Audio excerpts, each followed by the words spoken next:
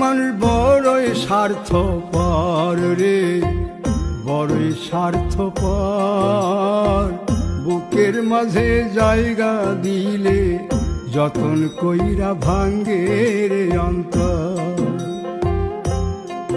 মানুষ বড়ই স্বার্থপর রে, বড়ই স্বার্থপর।